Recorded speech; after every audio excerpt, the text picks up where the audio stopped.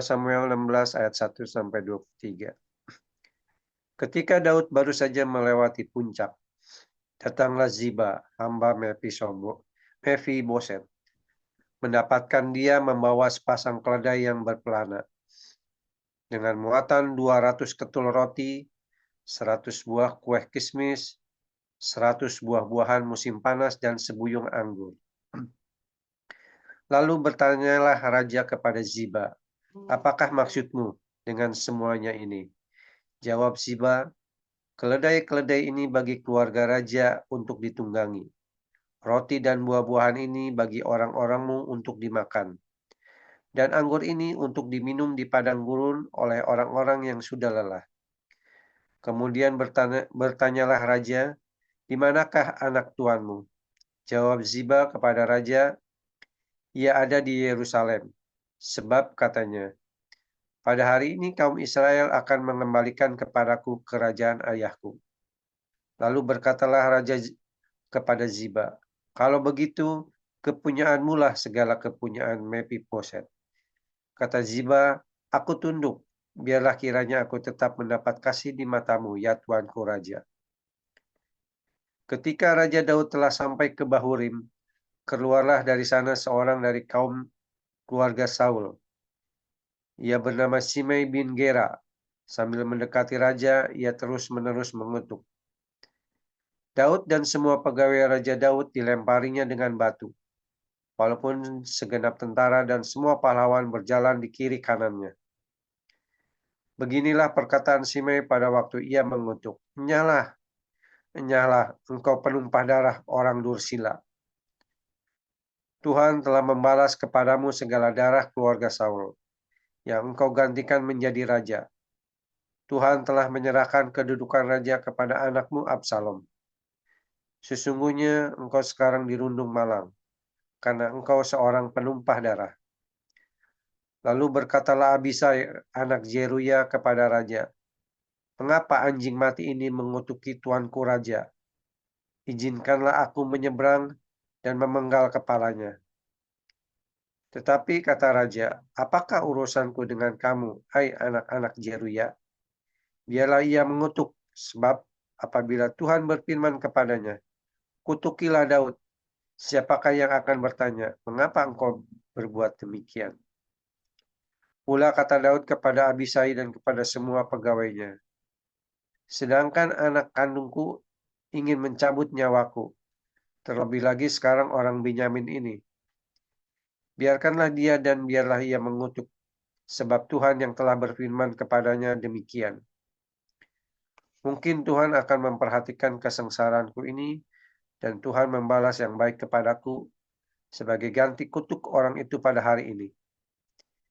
Demikianlah Daud melanjutkan perjalanannya dengan orang-orangnya, sedang Simei berjalan terus di lereng gunung, bertentangan dengan dia. Dan sambil berjalan ia mengutuk, melemparinya dengan batu dan menimbulkan debu. Dengan lelah sampailah raja dan seluruh rakyat yang ada bersama-sama dengan dia ke Yordan. Lalu mereka beristirahat di sana. Maka Absalom dan seluruh rakyat orang-orang Israel sampailah ke Yerusalem, dan Ahitofel ada bersama-sama dengan dia. Ketika Husai orang Arki, sahabat Daud itu, sampai kepada Absalom, berkatalah Husai kepada Absalom, "Hiduplah raja, hiduplah raja." Berkatalah Absalom kepada Husai, "Inikah kesetiaanmu kepada sahabatmu? Mengapa engkau tidak pergi menyertai sahabatmu itu?" Lalu berkatalah Husai kepada Absalom, "Tidak, tetapi dia yang dipilih oleh Tuhan dan oleh rakyat ini dan oleh setiap orang Israel. Dialah yang memiliki aku, dan bersama-sama dengan dialah aku tinggal. Lagi pula, kepada siapakah aku memperhambakan diri? Bukankah kepada anaknya? Sebagaimana aku memperhambakan diri kepada ayahmu, demikianlah aku memperhambakan diri kepadamu." Kemudian berkatalah Absalom kepada Ahitofel, "Berilah nasihat, apakah yang harus kita perbuat?" Lalu jawab Ahitofel kepada Absalom, "Hampirilah gundik-gundik ayahmu yang ditinggalkannya untuk menunggui istana. Apabila seluruh Israel mendengar bahwa engkau telah membuat dirimu dibenci oleh ayahmu, maka segala orang yang menyertai engkau akan dikuatkan hatinya. Maka dibentangkanlah kemah bagi Absalom di atas soto. Lalu Absalom menghampiri gundik-gundik ayahnya di depan mata seluruh Israel. Pada waktu itu, nasihat yang diberikan Ahitofel adalah sama dengan petunjuk yang dimintakan daripada Allah. Demikianlah dinilai setiap nasihat Ahitofel, baik oleh Daud maupun oleh Absalom. Filemon 1 ayat 1 sampai 25.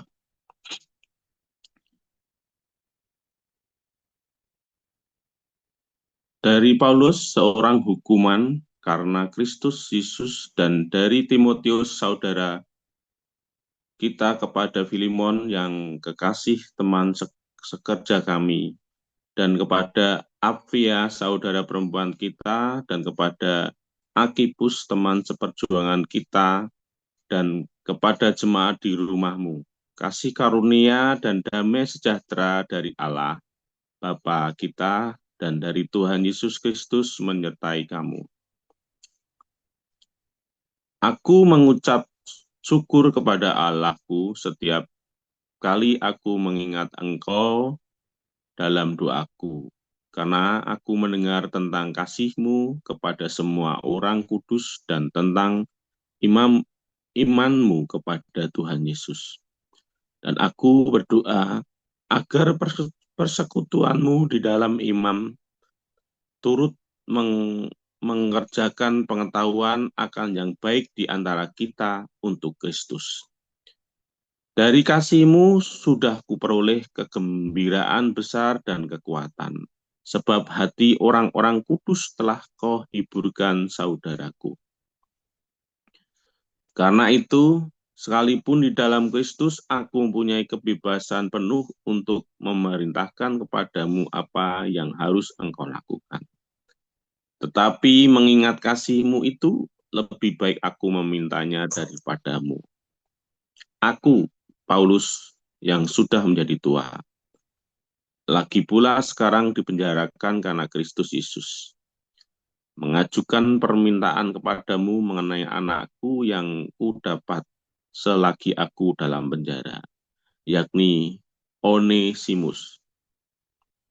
Dahulu memang tidak berguna bagimu, tetapi sekarang sangat berguna baik bagimu maupun bagiku. Dia aku suruh kembali kepadamu, dia yaitu buah hatiku. Sebenarnya aku mau menahan dia di sini sebagai gantimu, untuk melayani aku selama aku di penjara karena Injil. Tetapi tanpa persetujuanmu aku tidak mau berbuat sesuatu, supaya yang baik itu jangan engkau lakukan seolah-olah dengan paksa, melainkan dengan sukarela. Sebab mungkin karena itulah dia dipisahkan sejenak daripadamu, supaya engkau dapat menerimanya untuk selama-lamanya.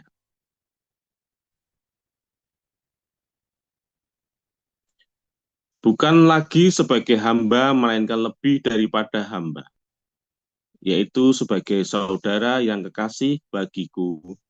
Sudah demikian apalagi bagimu, baik secara manusia maupun di dalam Tuhan. Kalau engkau menganggap aku temanmu seiman, terimalah dia seperti aku sendiri. Dan kalau dia sudah merugikan engkau ataupun berhutang padamu, tanggungkanlah semuanya itu kepadaku. Aku, Paulus, menjaminnya dengan tulisan tanganku sendiri. Aku akan membayarnya agar jangan ku katakan tanggungkanlah semua itu kepadamu.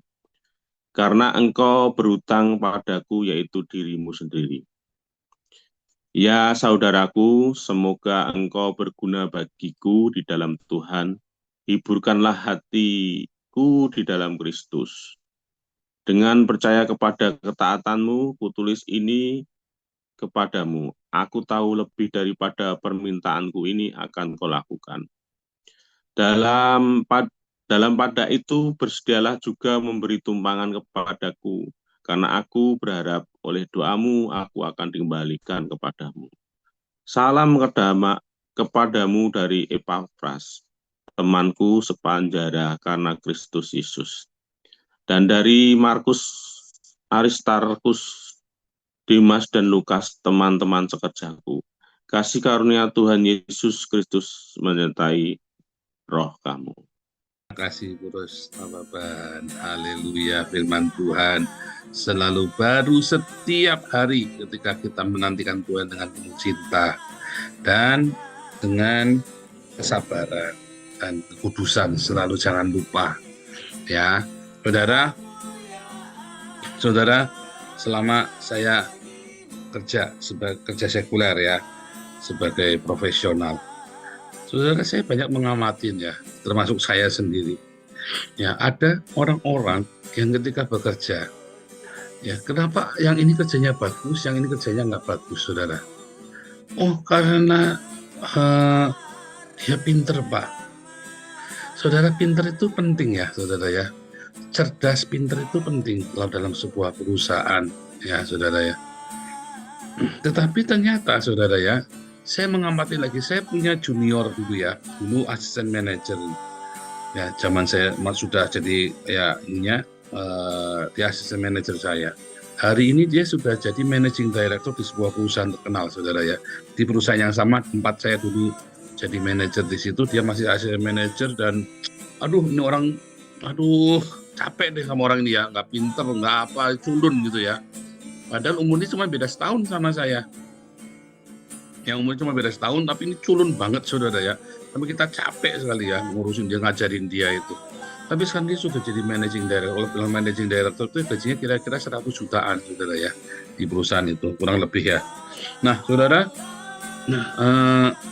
terus saya ngamati ya, anak ini hebat ya, kenapa bisa jadi managing director di perusahaan itu ya. Perusahaan ini, saudara, perusahaan yang mengerikan ya. Ya, yang saya cerita, saya dulu bonusnya itu kerja di situ 1 tahun ya, 1 tahun itu bonusnya saya itu mobil Suzuki Baleno baru itu, saudara ya. Bonusnya itu hampir 200 juta itu saya kerja di situ ya, 1 tahun itu ya. Tentu saya masih level-level manajer ya. Apa yang membedakan, saudara? Kenapa ada orang yang pinter, tapi terus dia begitu, ada orang yang nggak pinter, tapi dia bisa karirnya bisa bagus. Dan ada lagi, saudara ya, ada yang nggak pinter, tetapi terus dia bikin masalah, saudara. Bikin masalah di kantor, terus akhirnya udah nggak pinter, udah bikin masalah, bikin ruwet, nggak tahu apa-apa, tapi sok tahu, akhirnya tambah ribet, saudara. Wah, orang begitu akhirnya di PHK, saudara. Biasanya jadi tiang kerok.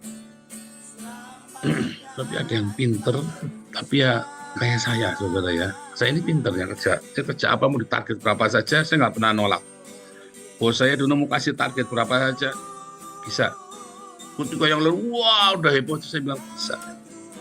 Kenapa, saudara? Kalau saya bilang bisa, pasti bisa. Karena saya orangnya terstruktur kalau kerja, ya. Anda tidak bisa, seringkali orang nggak menebak yang dalam pikiran saya. Tapi saya mengatur sebuah, kebetulan habis ini, habis ini. Dan ketika saya cerita, orang belum tentu ngerti yang saya cerita, karena nggak kebayang dan tidak duga kita akan melakukan itu, saudara. Nah, istilahnya itu kalau strategi perang itu orang tidak mudah menebak saya, dan orang pun membaca saya pun selalu bilang nggak mungkin. Oh, nggak mungkin. Ya mungkin ya, tapi selalu bisa. Kita bikin komunitas ini mungkin nggak? Bisa, mungkin. Jadi kan komunitas ini, saudara, kita jadi besar kan? Ya kan? Dulu semua bilang nggak mungkin ya. Amin Wijaya pun dulu ngomong nggak mungkin. Bisa besar, kita besar sekali sekarang, saudara ya. Ya kan? Nggak kalah. Istilahnya proyek-proyek yang kita itu nggak kalah sama gereja-gereja yang gede-gede itu, saudara ya. Proyek-proyek kita ngeri-ngeri ya. Kenapa? Sekarang saya bisa. Ya, dan banyak hal lagi ya. Ada banyak sekali ya tips-tips ketika kamu menjadi bekerja, di dalam bekerja. Nah, yang pertama, saudara ya, ingat-ingat ya. Banyak karyawan ya yang dia bodoh, tetapi dia sombong, gengsinya besar. Saudara, kalau kamu bodoh, rendah hatilah, saudara. Kalau kamu orang yang tidak pintar, kamu rendah hati, saudara. Jangan tersinggungan kalau dimarahin. Dan jangan pernah berpikir, ya, balas dendam. Aku dihina nanti, aku tak balas nanti. Saudara ingat, ketika kamu digaji, ya, seringkali Yang dibutuhkan ya adalah kehadiranmu, saudara, supportmu. Ya, ketika kamu bisa mensupport perusahaan itu, minimum saudara, itu pintu ada yang bukain, ada yang nutupin pintu kantornya. Bahasa kasar itu begitu, saudara ya, supaya bosmu jangan buka sendiri, nutup sendiri. Minimum itu, saudara, kontribusimu. Atau minimum ada yang bikinkan kopi buat bosmu. Nah, biarlah itu adalah kita, saudara. Artinya kita tetap rendah hati. Kita rumangsa, mungkin kita nggak pinter. Perusahaan itu maju begitu cepat ya. Saya pernah kerja di sebuah bank asing yang orang-orang pinter-pinter sekali. Saya sampai kepontal-pontal, sampai stres saya. Sehari itu saya di kantor saya bisa buang air 3 kali. Stres, saudara ya. Orangnya pinter-pinter. Saya waktu itu bahasa Indonesia belepotan. Itu mereka semua lulusan dari luar negeri semua. Ya. Bahkan yang lulusan dari dalam negeri pun minimum dari UI, saudara. Ya, katanya pinter-pinter. Saya cuma dari Satya Wacana, bahasa Inggris saya masih belepotan. Tetapi, saudara ya, karena waktu itu saya cuma berpikir apa? Orang panggil Paul, wah semua saudara ya. Dari saya ini administrasi di bank itu ya, saya jadi administrasi di situ untuk corporate banking ya, saudara ya. Jadi karena saya kerja di administrasi, saya setiap kali beresin file, saya cuma filing ya. Ketika file saya baca. Nah, lalu ada yang iseng ngerjain saya, saudara ya. Si atasan saya ini, ya, pokoknya seniorin saya ini, itu udah customer rewel. Saya dikerjain, saudara, suruh ketemu. Karena suruh ketemu, saya kan takut. Aku mesti ngomong apa nih? Panik saya, saudara. Diajarin sama dia cara ngomongnya, ini apa, kamu gitu aja nggak ngerti, saya nggak sekolah, diajari semua, saudara. Saya dikerjain bolak-balik kerjain, dan saya tahu saya sedang dikerjain, tetapi dalam pikiran saya, ketika kamu ngerjain saya belajar dari kamu, karena waktu itu saya rendah hati, saudara, dan saya tahu saya sedang merendahkan hati, sehingga semua orang bilang, goblok kamu lain kali jangan mau, kamu lagi dikerjain. Saya bilang, nggak apa-apa, aku belajar. Semua orang pada heran. Sama, nanti ada lagi ya, ada dari atasan saya yang lain, senior saya yang lain, ngerjain. Ini kamu belajar ini nih, saham. Kalau diajarin, saudara ya, kamu nanti bilang sama orang itu caranya seperti ini. Terus saya ngomong seperti itu, wah belepotan ya. Saya cuma pokoknya ingat intinya sama ujungnya. Akhirnya saya belajar beneran itu. Ya forex, saham, trading, ekspor impor. Gara-gara dikerjain, dan saya berkata, nggak apa-apa, aku belajar. Saudara, banyak orang ketika kita masuk dalam komunitas baru, lalu kamu merasa sok pinter. Karena padahal sebenarnya kamu tahu kamu tidak ngerti apa-apa, tapi kamu merasa pinter, saudara. Kamu gengsi, kamu malu kalau ketahuan kamu nggak bisa apa-apa, bener nggak? Banyak orang yang sistem pertahanan psikologisnya, ketika masuk dalam satu komunitas, kamu nggak bisa apa-apa, pede aja lagi, rasanya udah bisa semua. Kalau ketahuan nggak bisa gimana? Ya pokoknya ngeyel, menang ngeyel. Salah, saudara. Salah. Kalau masuk dalam satu komunitas kamu memang nggak ngerti, bilang aja nggak ngerti, dikerjain nggak apa-apa. Kalau kelewatan berarti itu bukan komunitasmu, saudara. Tetapi kamu jalanin saja. Kalau kamu masuk dalam pekerjaan, dalam kantor, ya, nikmati saja, saudara. Apalagi itu suasana baru buat kamu. Kan ada masa probation 3 bulan sampai 6 bulan.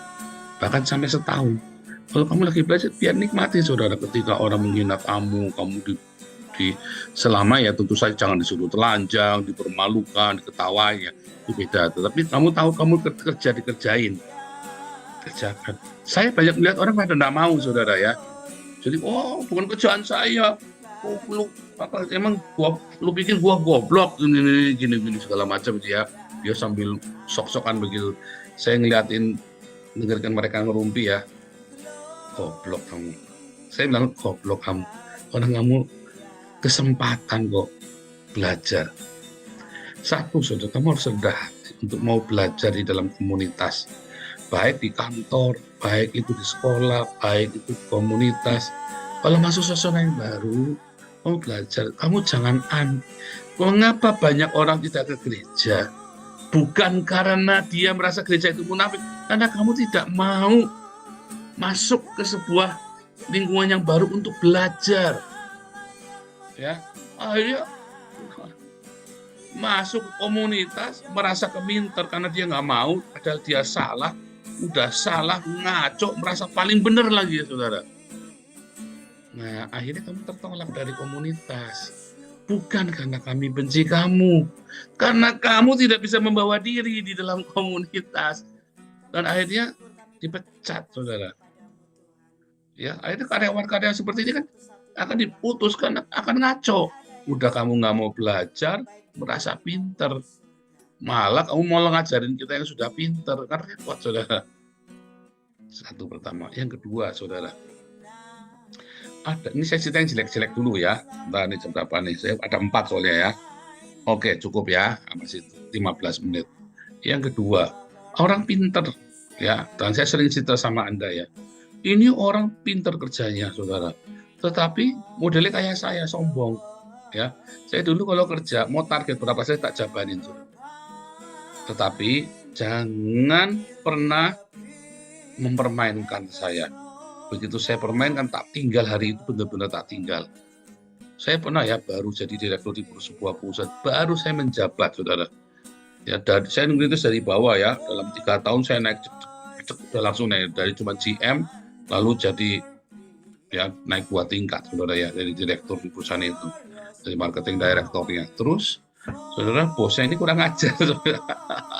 Bosnya ini nih merasa, dulu jualan dia sampai kampanye pakai celana pendek, pokoknya mempermalukan diri sendiri, barangnya nggak laku, saudara. Begitu saya pegang bos, cara kerjanya salah, tak ajari ya. Saya ceritanya begini loh, ini marketnya seperti ini petanya seperti, di sini orang kuatnya ini, di sini mapping, saudara, tak ajarin.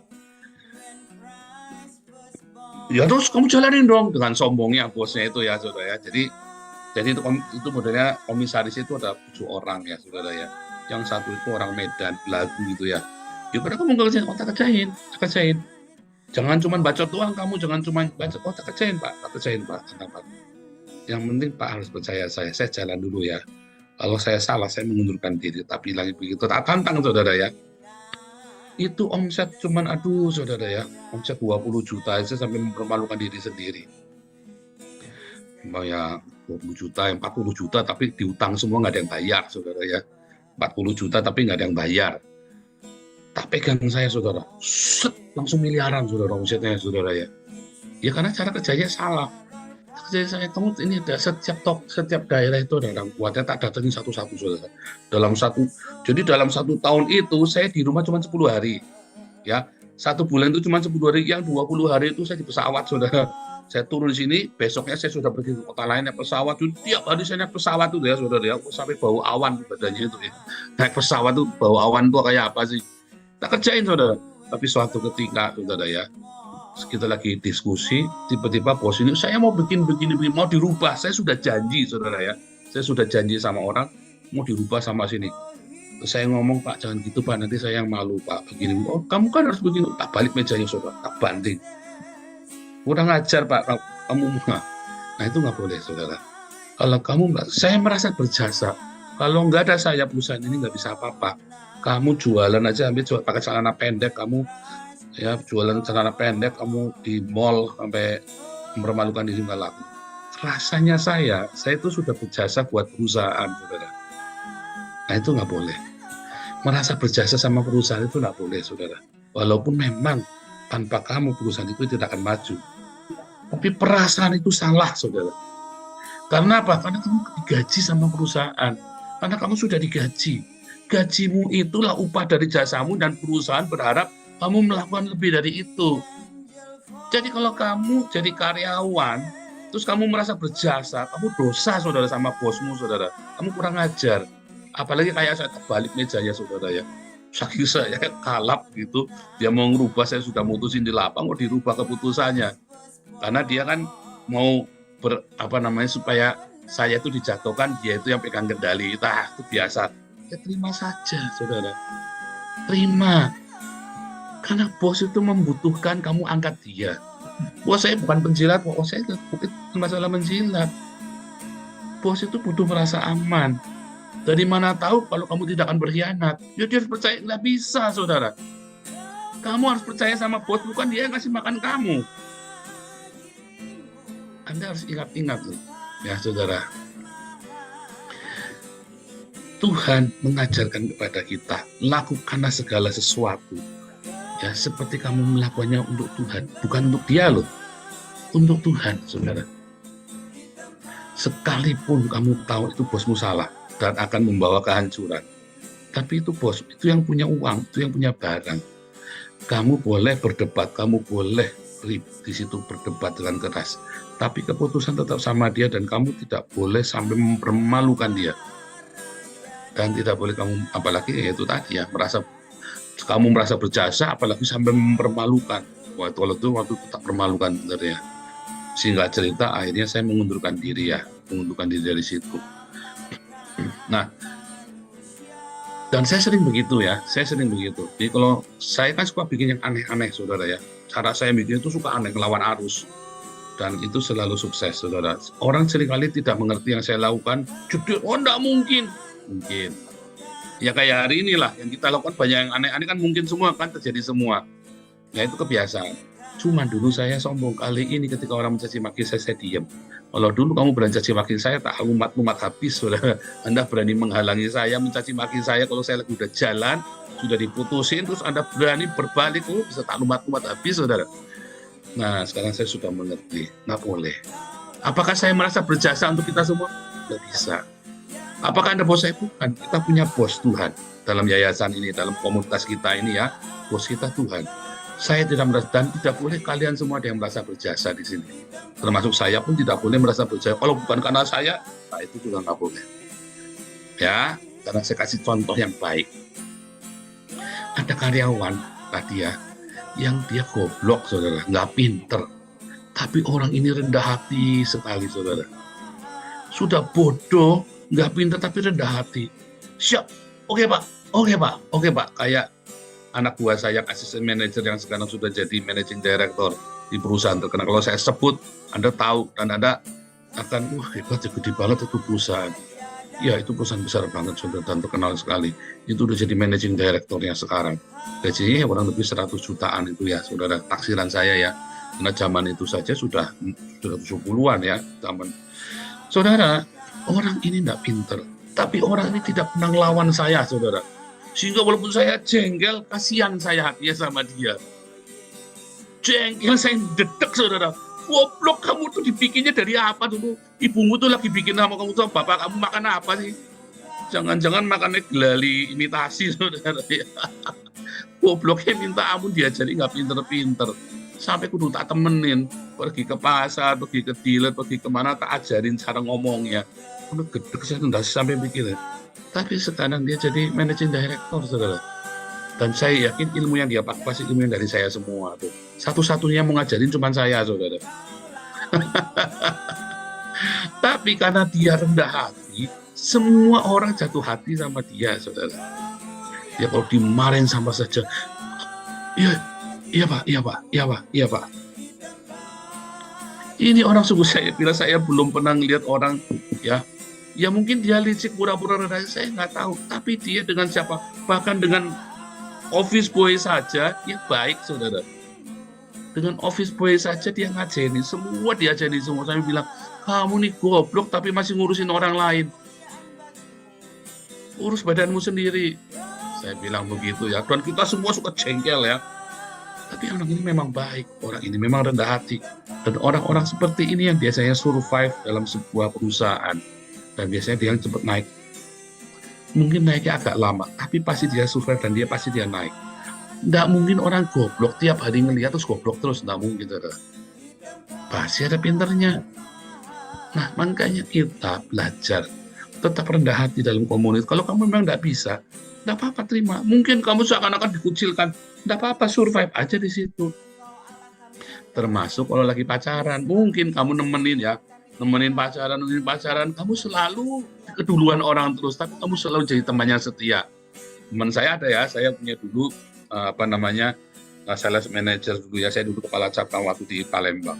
Sales manager saya itu botak, jelek, hitam, cerumut lagi, saudara ya. kacamatanya kayak patah botol, saudara. Isinya cantik, saudara ya, orang Tionghoa cantik. Kita semua sampai heran, Mas, kok kamu bisa dapat isi cantik begitu tuh, Mas? Kita tuh sambil ketawa-ketawa karena memang ini orang udah botak, jelek, usupnya udah menjadi isinya cantik. Hehehe. Soalnya Pak Paul, ya gimana ya, terus naning jalaran loko liyane. Dia sudah 3 kali pacaran tak temenin terus gagal. Akhirnya ke saya juga yang terakhir. Nangisnya kan pacaran pertama putus, nangisnya sama saya. Kedua putus, nangis sama saya. Ketiga putus, nangis sama saya lagi. Keempat, Dek pacaran sama aku aja, Dek. Jadilah dia sama itu, saudara. Cantik gitu ya. Nah itu, saudara ya. Kamu nggak perlu pinter, kamu nggak perlu jago. Yang penting kamu rendah hati dan kamu selalu siap sedia, selalu ada ketika bos membutuhkanmu, ketika atasanmu, manajermu, kepala cabang, ketika atasanmu membutuhkanmu, kamu selalu ada di situ. Jangan orang menunjuk kemana kamu ikut-ikutan ngelimpe, saudara. Kamu kalau rumah goblok, kamu harus selalu standby di perusahaan itu. Cari muka, Pak. Bukan masalah cari muka, menjilat, Pak. Kamu pikir menjilat gampang? Coba kamu tuh jilat tuh bosmu tiap hari. Jilat. Kalau kamu sanggup, saudara, hebat kamu, saudara. Jilat itu kamu pikir buat pekerjaan. Kalau anak buahmu itu semua pangamukan semua, yang suka ngantem kamu, saya mah nggak mau, saudara. Mendingan saya punya anak buah 10, yang jilat 5, saudara. Yang 5 yang bisa kerja. Atau yang bisa kerja 3 saja, yang 7 jilat, saudara. Supaya yang 3 ini ditekan sama yang jilat, saudara. Ya maaf, saudara. Capek, saudara. Anak buahmu itu ngamukan semua. Ya, wah. Ribet kamu. Mau kerja kok menjilat, Pak? Ya coba saja. Kamu sepintar apapun, kamu ngelawan atasanmu terus, nggak akan sukses, saudara. Tak jamin nggak akan sukses. Tetapi kamu kerja jilat terus, ya kamu juga tidak akan lama. Kalau kamu nggak pinter. Jangan bangga kalau kamu hebat, tapi kamu tidak bisa rendah hati. Menjilat, Pak. Ya, bukan masalah menjilat. Ya, itu bukan menjilat, saudara. Itu namanya rendah hati. Apa bedanya menjilat dengan rendah hati? Menjilat itu ya sama atasan kamu cari mukanya setengah mati, sama anak buah kamu injak, saudara. Nah itu tadi kamu lagi menjilat. Tapi kalau kamu rendah hati, kayak teman saya yang asisten manajer di managing director ya, sama office boy saja dia baik, saudara. Itu namanya rendah hati. Sama yang di bawah dia nggak nginjak, sama yang di atas dia tidak gigit. Ya, itu namanya rendah hati. Kalau menjilat, sama yang di atas dia berusaha agresif cari muka, sama yang di bawah dia injak, saudara. Itu namanya menjilat. Nah, yang keempat, ya, kalau kamu ini orang pinter, ya, kamu ini sudah pinter sekali dan semua perusahaan bisa sukses gara-gara kamu. Saudara, itu semua sia-sia kalau kamu tidak rendah hati. Biasanya orang pinter itu tersinggungan, kayak di yayasan kita nih, yang pinter-pinter tersinggungan, saudara. Di yayasan kita itu yang pinter-pinter kerja itu ngamukan tersinggungan, dan itu bikin saya pusing, saudara. Ya kan? Udah gitu suka meremehkan orang yang nggak pinter. Goblok amat sih, ini orang begini aja kok nggak bisa. Wah, saya tuh setelah lagi meeting yayasan itu ya, saudara ya. Nanti di belakang yang pinter-pinter itu, yang drive-nya tinggi-tinggi itu, Pak ini kok goblok banget gitu aja nggak ngerti. Gini. Ya bukan masalah pinter nggak, bukan masalah itu. Kita ini sama-sama. Ada orang yang pemahamannya cepat, ada yang lelet. Nah masalahnya yang pinter-pinter ini merasa diganggu sama yang tidak pinter. Jangan, saudara. Saudara, kalau Anda pinter, berbahagialah. Ya, anak-anak saya kan rajin sekolah, rajin kerja, rajin belajar, disiplin. Lalu ada Arab-Arab ini, saudara, orang-orang dari Gua Hira ini yang malas-malas, saudara. Jengkel nggak, saudara, ngeliat orang malas gitu, anak-anak lagi belajar itu malah jalan-jalan ngisep ganja apa segala macam. Saya bilang, biar aja mereka ngisep ganja, biar aja mereka malas, supaya kamu nggak ada saingannya. Coba kalau semuanya sekolah semua, pinter semua, kamu saingannya banyak, capek kamu. Bagus ada orang itu, biar suruh beresin nanti jambannya kamu. Kalau kamu nanti udah umur 40, kamu udah sukses. Orang-orang ini kan nggak mau sekolah, dia jadi tukang jamban. kamu jadi direktur di perusahaan, dia suruh beresin jambannya kamu. Ya, saudara ya. Jadi kamu yang pinter, nggak usah seneng kalau nggak usah kamu ribet kalau ada orang goblok. Nggak apa-apa, biarin saja. Mau diajarin, kamu ajarin, nggak mau ajarin, terima kasih Tuhan. Engkau sediakan orang bodoh, orang malas, orang yang ganggu, orang yang begini, orang begitu, sehingga saya bisa hidupnya enak, dan mereka yang malas-malas suruh bersihin sampahnya saya. Betul, saudara? Bersyukurlah. Ya, jadi yang penting jangan kamu yang malas. Kamu tidak usah merasa terganggu dengan orang malas, kamu tidak usah menghakimi. Ya, nggak cinta dong, Mbak. Ini bukan masalah cinta, ini realistis, ini realita kehidupan.